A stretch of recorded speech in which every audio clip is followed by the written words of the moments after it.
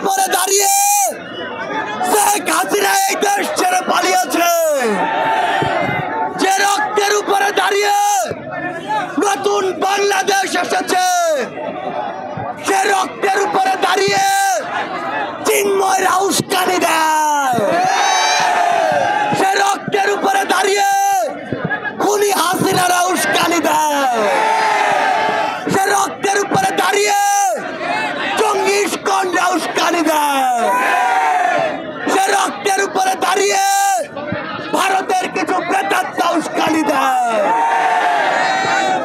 আমরা স্পষ্ট করে সকল প্রেতাত্মাদেরকে বলে দিতে চাই, আমরা 16 বছরের খুনি হাসিনাকে দেশ ছাড়া করেছি। এমন ছোটখাটো কিছু জঙ্গি ইস্কনকে দেশ ছাড়া করা আমাদের জন্য হাতের ময়দা।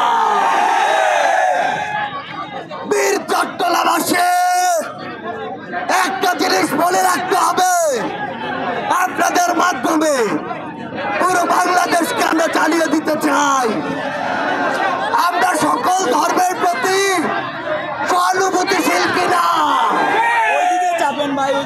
কিন্তু কেউ যদি আমাদের সহানুভূতিকে দুর্বলতা মনে করে, আমরা কি তাদেরকে ছেড়ে দিব? আমরা কি এই জঙ্গি ইস্কনকে ছেড়ে দিব? আমরা আমাদের সাইফুল ভাইয়ের খুনিদের বিচার দেখতে চাই কিনা?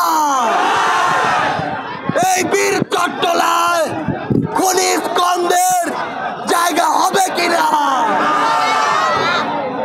বীর চট্টলাবাসী আপনাদেরকে স্পষ্ট ভাষায় শুধু একটি জিনিস বলে দিতে চাই, আমাদের চারপাশে অনেক চক্রান্ত ছিল, আরো চক্রান্ত হবে, কিন্তু আমাদের ঐক্যবদ্ধভাবে